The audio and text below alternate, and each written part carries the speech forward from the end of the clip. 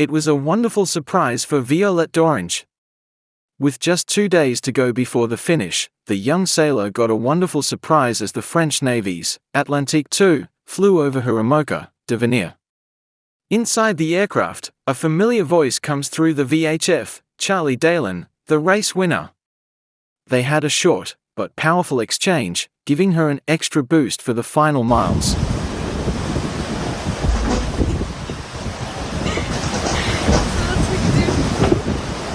J'en reviens pas. Dites-vous que là-dedans, dans cet avion, il y a la 23e, puis il y a la Charlie Dalin, et il y a mon Charlot.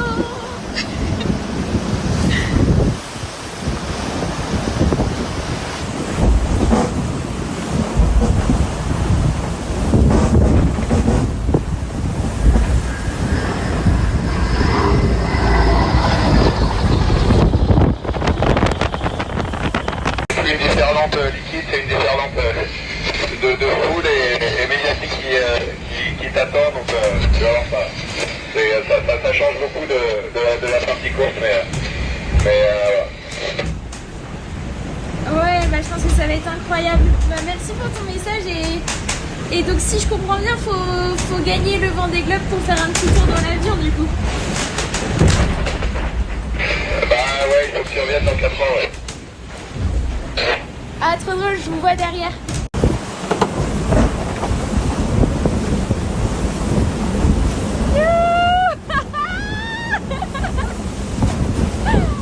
C'est incroyable.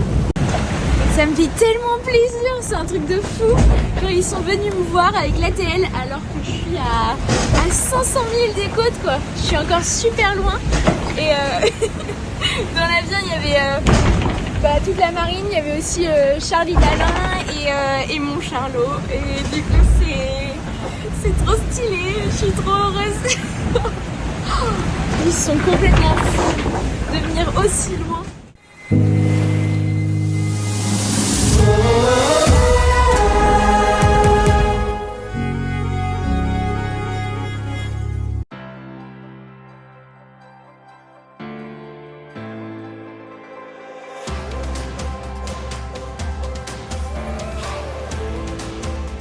This is your weekly Global Sailing Highlights show, The World on Water, February 14, 2025. Act 3 of Season 5 of SailGP was held last weekend in Sydney and the big winner was British team skipper, Dalin Fletcher. Fletcher, who has been tasked to replace Sir Ben Ainslie, sailed a powerful final race to bring home the cash for his first ever winning team. Northstar Canada SailGP Team finished second, and hometown favourites, Australia, came in third. The Emirates Great Britain SailGP Team has claimed its first win of the 2025 season at the KPMG Australia Sail Grand Prix. The British crew, driven by Dalin Fletcher, clinched the win in a nail-biting final against home favourites Australia and the Northstar Canada SailGP Team, led by former Emirates GBR driver Giles Scott. Fletcher took over the driver role for the start of the 2025 season and the team has secured podium finishes at all 3 events, second in Dubai, third in Auckland and now the all-important win in Sydney. The result means Emirates GBR cements its place at the top of the 2025 season leaderboard heading into the US leg next month. Emirates GBR driver Dalin Fletcher said, "I'm absolutely buzzing to get the win here in Sydney. It's our first win of the season, but we've had 3 events and 3 podium finishes, so we've shown we are in a strong place going forward. We know we can't count our chickens though, we need to keep working hard and delivering, but this is a great result for the team and I'm really proud of how everyone performed. It was amazing racing on Sydney Harbour and the crowds were epic. We can't wait to get back racing in the US leg next month." Emirates GBR entered into the 3-boat event final after securing top 3 finishes in the 7 fleet races across the weekend. The fiercely contested 3-boat final included lead changes throughout and saw Emirates GBR fight off tough competition from Northstar Canada and Tom Slingsby's Australia to cross the line with a 6-second lead over the Canadians in second. Emirates GBR CEO Sir Ben Ainslie, who is in Sydney for the event, said, "What an amazing race. I'm so proud of the team. It's only Dylan's third event with the team and he's done brilliantly. He's world-class and that's why we wanted to get him in this game. He's got a top team around him and it's impressive to see how quickly they have all gelled as a crew. The winner-takes-all final was packed with drama from the start, with Australia receiving a penalty for pushing Northstar Canada wide to fall off the foils in an attempt to dominate the start.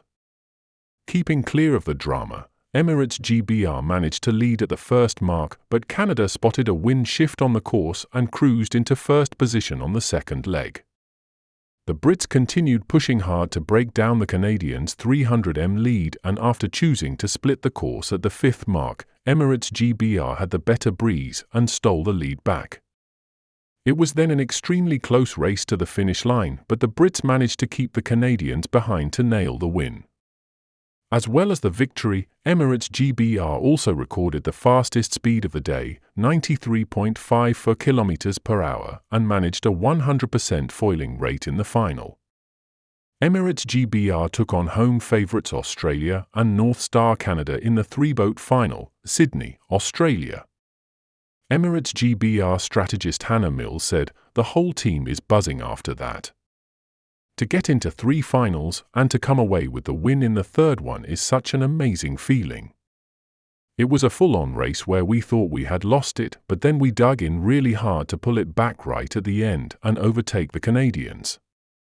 It's been an awesome event here in Sydney and everyone is really settling into their roles and we are learning more as a team, so we just can't wait to get back out racing at the next one." Next up, the F-50 fleet travels to the United States for an American doubleheader. The Oracle Los Angeles Sail Grand Prix takes place on March 15th to 16th, followed by the Oracle San Francisco Sail Grand Prix on March 22nd to 23rd. This is Pip's latest update from the UK about how she is getting the team back on their feet and what the next few months look like. It's been a huge experience for Pip and she is re-energized and looking forward to what comes next. But first, organising a new rig foam medallia. Hello. Feels a little bit strange talking to you from a hill and not a boat, but I know there's a few of you who are quite keen for an update, and so rather than my kitchen, I thought I'd share what's going on with you from the Purbex, which is on the west side of Poole Harbour. There's been a lot of activity in the last couple of weeks. Obviously there's a huge amount to organise, and we kind of put it into 3 categories.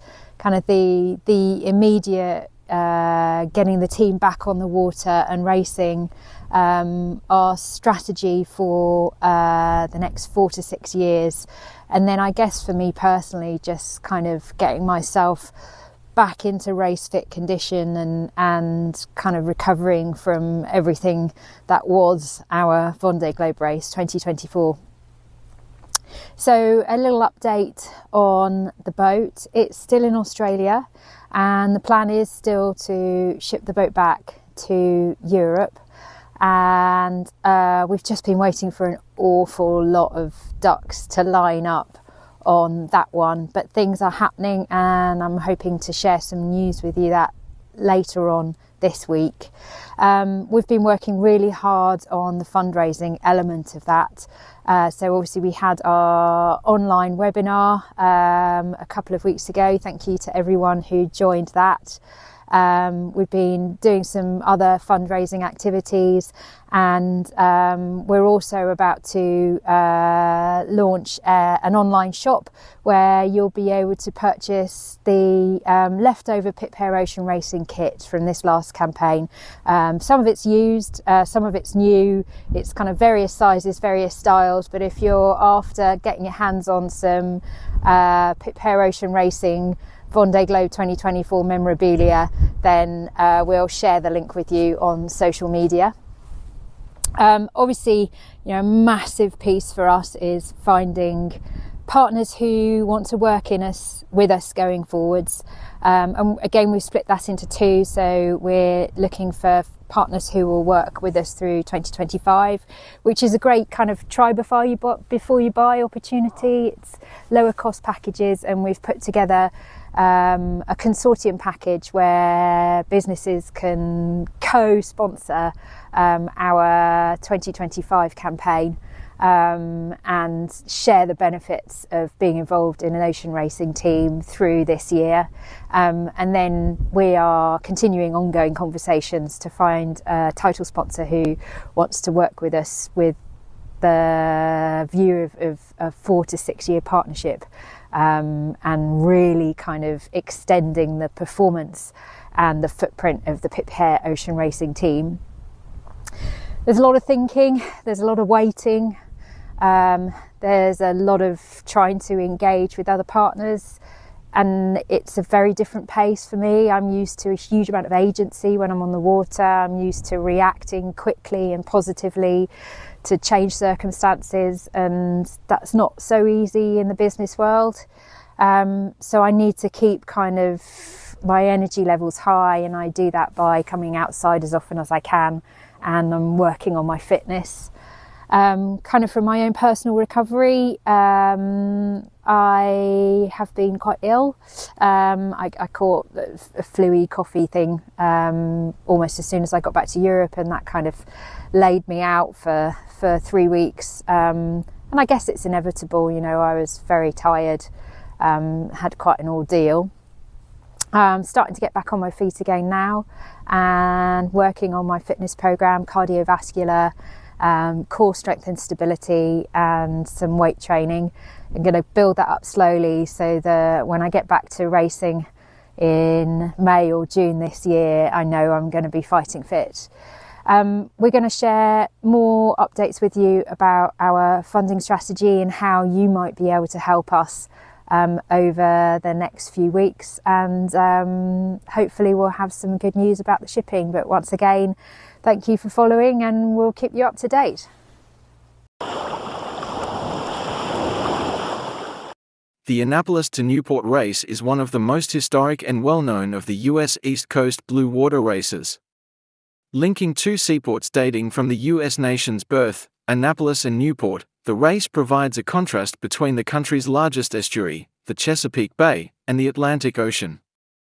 The 2025 Annapolis to Newport race starts on June the 6th and 7th, 2025. Annapolis to Newport 2025 is coming up. I think we're all excited to go back and try it again. It's one thing to set a goal to place. It's a lot harder to defend your titles. We're going to sail as well as we can, and we're going to prep the boat as well as we can, and we'll see what... And we're going to have fun doing it. Yeah, we're going to have fun doing it. The race is an incredible race. I mean, A to N gives you every aspect of sailing. Gives you the Chesapeake Bay, gives you getting out of the bay, sometimes in the worst of conditions at dawn, sometimes at night when it's just blowing like mad. I mean, getting out of the bay is part of that race, and it's a big segment, and everybody forgets it's 120 miles or so down the bay before you turn around and start heading up to your destination. Probably the coolest thing about ocean racing is just how small you are and how small your boat is. You're at the dock and it feels like a big boat. When you're standing the bottom, it feels even bigger. And then you get out in the ocean, and the horizon disappears as you're going down a wave. And you just see how small you are compared to, it sounds cliche, but you really do realize how small you are compared to nature. And it's hard to get that experience anywhere in the world other than on a sailboat offshore. The ocean is clearly gives you a really good ocean feel when you get out and have to stretch your legs, and looking at Montauk as your, kind of point to then therefore get into Newport. But what a great race. I love revisiting the memory of these ocean races that we've done all together on Cookie Monster. And whenever I have an opportunity to talk to somebody about it and they say, gosh, I'd really love to do something like that, just do it. It's more accessible than you think. It's awesome to get out and see all that level of participation. Guess what? The more people participate, the more people that will be battling for top line honors or position, or it's, again, promoting the sport is really important, and the Annapolis Newport race is a great way to kind of get people involved in a coastal race. It still has all the thrill of being in the ocean, because you are in the ocean at a good bit of the trip, but it's a tremendous opportunity to still be a relatively safe race. You're within distance of Coast Guard and kind of getting rescued if need be. And then there's just some amazing parts that there's nowhere you can feel it anywhere. The dolphins swimming in the bow wave. I don't think we've ever done an offshore where we haven't had dolphins. Yeah. We've seen whales, sea turtles, the sunsets, even the rain squall that knocked us down for a moment. And yeah, I mean, there's experiences that you can't get anywhere else in life, except on a small boat offshore. It's just a fun race, so I hope that we can get more participation for the Annapolis Newport race this next year.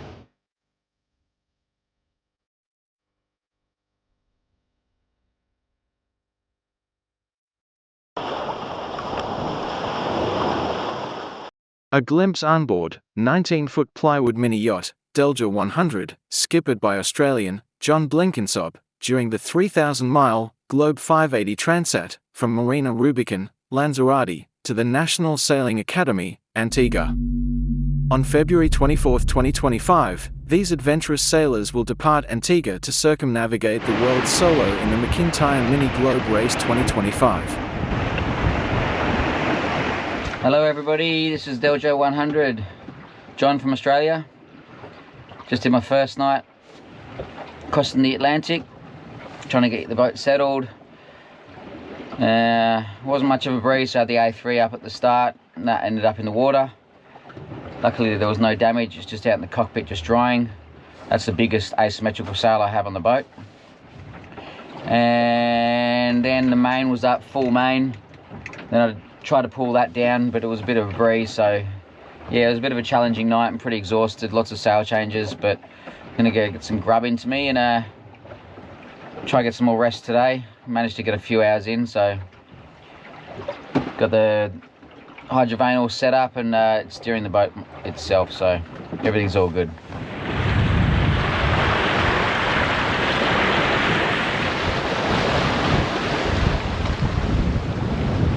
Nearly should have put my jacket on.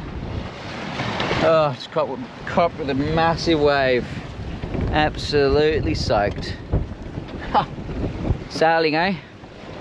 Big swells. We've got 4 meters out here. 3 to 4 meters, constant breezes, 25 to 30s. Just keep going. It was a bit of a rough night last night. Rocking and rolling. Must have easily had sort of 25 plus. That was all good. I double reefed up, put a preventer on as the boom brake wasn't sort of doing its thing. That worked fine. Slept all the way through it, probably slept for 10 hours. Everything's good.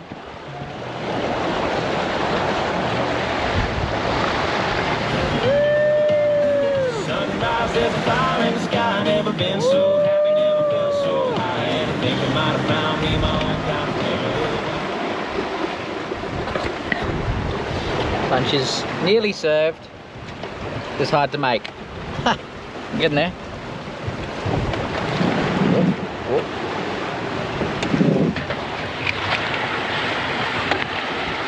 Note to self, do less eggs, because the eggs have gone everywhere. Hey guys, 4th day in. Everything's good. Just trying to get a bit of a routine happening, but I just eat when I want and I sleep when I want, so I haven't really got one. I haven't really jumped on the helm, the steering at all today, so the boat's been steering itself all day.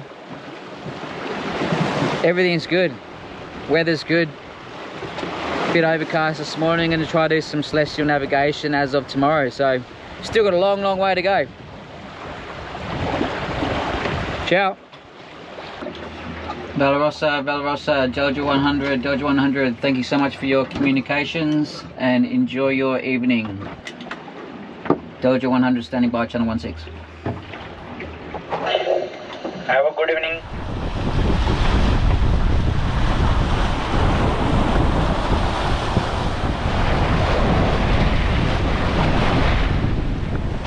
Good morning. I was going to make some eggs, but it's getting a bit rough. So I picked up some a lunch bowl from Lanzarote. I'm going to mix that with some tuna and some mayonnaise. nuts to keep me going. Everything's good. Happy sailing. Got a little bit of breeze, so I've come up with another sail configuration. Just keep on changing my sails, but it's making a difference. I've got some ground. Can't show you what it is though, because I'm racing.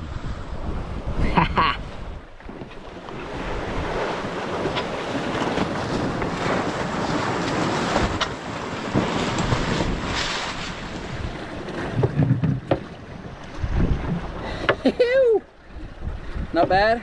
The mahi, perfect size for lunch and dinner. Been eating heaps, so I should be able to get through most of this. That's a good size. Look at that, yeah, beauty.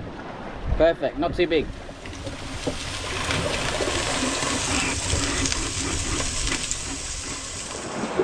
This is not everybody's cup of tea. Crossing the Atlantic in a 5.8 metre boat that you built yourself, but it's not too bad out here. Just went through some, I don't know, there's probably 5, 6 squalls, just one after the other. So that was a bit of fun. I was reefed down, but not reefed down enough. This boat is very overpowered in, you know, strong conditions sort of thing. You've really got to take nearly all the sails down. I would like one more reef from the sails, which makes it obviously the smallest area possible. But yeah, other than that, it's all good. Wind vane, got it all set up. I was doing a bit of hand steering. Yeah, but it's not the prettiest of all days.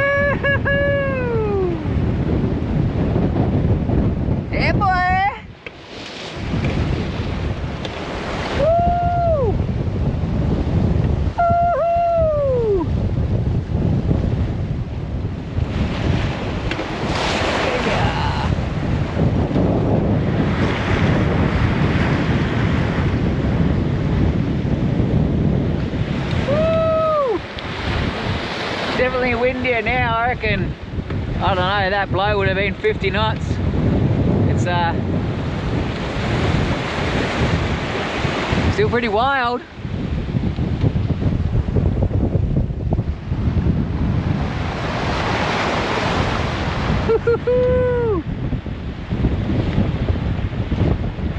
They're just hand steering. I don't know what our boat speed is, but good boat speed, it's crazy. Good weather, no rain. The rain's all over that side, and I'm staying dry. I was sitting here in my shorts before. Woo! Look at this. Oh, this one's pretty big. Woo!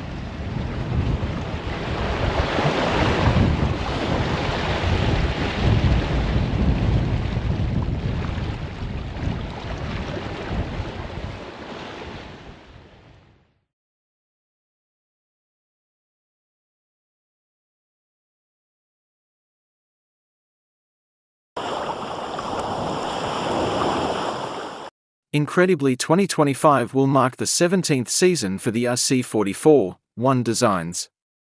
For the new season, the 44 Cup will comprise 5 events, including an official World Sailing endorsed World Championship, providing a fine blend of the highest quality, owner-driver, keelboat competition in some of the world's finest sailing venues. Oh, go, come down, come down, come down, come down.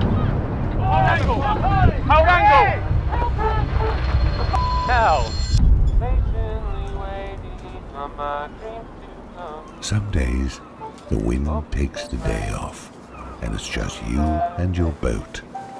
These are the moments to reflect, to dream, to imagine the adventures waiting beyond the horizon.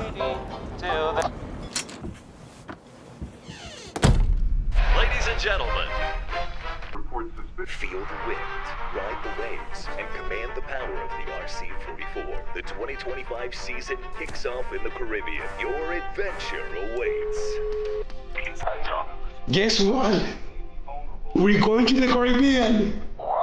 But then, there are other days. Days when the sails are alive, stretched to their limits. Days when the waves crash. Every decision counts. Every move matters. It's in those moments of chaos and clarity, of stillness and motion, that the sea leaves its mark on you. What will your next memory be?